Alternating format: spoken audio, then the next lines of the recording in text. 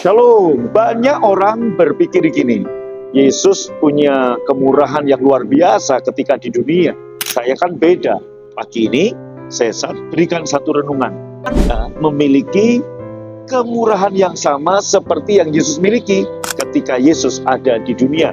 Dalam Roma 4 ayat 16, karena itulah kebenaran berdasarkan iman supaya merupakan kasih karunia. Sehingga janji itu berlaku bagi semua keturunan Abraham, bukan hanya bagi mereka yang hidup dari hukum Taurat, tetapi juga bagi mereka yang hidup dari iman Abraham. Sebab Abraham adalah bapa kita semua.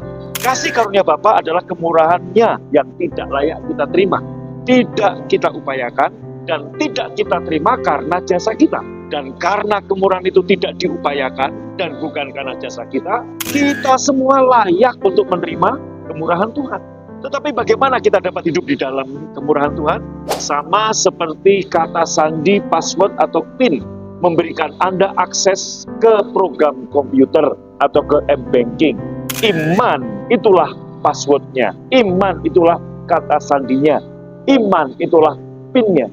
Imanlah yang memampukan kita untuk hidup di dalam kemurahan Bapa. Iman tidak berhubungan dengan apa yang Anda lakukan atau apa yang tidak dapat Anda lakukan. Iman adalah percaya dan menyatakan saja apa yang Tuhan telah lakukan dan sedang lakukan untuk Anda. Jika Anda percaya bahwa kemurahan Tuhan ada atas Anda, karena karya Kristus yang sempurna, janji-janjinya tentang persediaan kebutuhan, kesembuhan, dan pemulihan menjadi kepastian untuk Anda. Semua itu bukan hanya pasti untuk bangsa Yahudi, melainkan juga untuk Anda dan saya, karena kita hidup dari iman Abraham. Satu contoh, Ruth, seorang janda kafir, orang Moab. Orang Yahudi mengatakan yang bukan Yahudi adalah bangsa kafir. Menaruh imannya dalam kasih karunia Tuhan. Ketika Ruth berkata kepada Naomi, Tuhanmu, Tuhanku, bangsamu, bangsaku.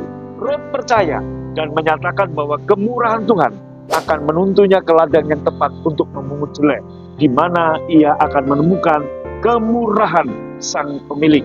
Karena Ruth mengandalkan kemurahan Tuhan yang tidak ia terima karena jasanya, Tuhan bukan saja menempatkan Ruth di ladang Boaz yang sangat kaya, melainkan juga dalam daftar silsilah Tuhan Yesus. Iman Ruth dalam kemurahan Bapa ialah telah membuka suatu dunia yang sepenuhnya baru baginya.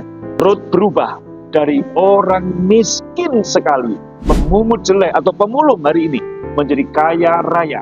Dari keadaan janda menjadi bersuami, dan dari tidak punya anak menjadi memiliki keluarga lengkap. Ruth juga menjadi anggota komunitas yang dihormati di Bethlehem, padahal dia orang kafir. Jadi jika Ruth, seorang Moab kafir yang di bawah perjanjian lama, bisa menikmati kemurahan Tuhan, betapa lebih lagi Anda dan saya yang berada di bawah perjanjian baru yang penuh anugerah kasih karunia. Kita pasti akan menerima berkat-berkat yang di bawah kemurahan Tuhan, yang tidak kita terima karena jasa kita. Bahkan karena Bapa melihat kita dalam diri orang yang dikasihi hari ini, kita menikmati kemurahan yang sama dengan yang Yesus miliki. My brother, my sister, saat Anda percaya bahwa Anda memiliki kemurahan yang sama dengan yang Yesus miliki, suatu dunia yang sepenuhnya baru akan terbuka untukmu. Suatu dunia di mana semua janji Bapa adalah ya dan amin di dalam Kristus. Renungkan ini saat kita percaya Yesus adalah Tuhan. Anda sudah mendeklarasikan seperti Ruth, maka kemudian Anda percaya karena kita di dalam Kristus, kita terima kemurahan yang sama dengan Yesus.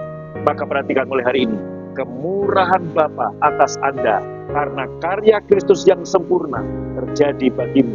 Janji-janjinya tentang penyediaan kebutuhan, tentang kesembuhan, dan tentang pemulihan menjadi kepastian untuk Anda dan saya.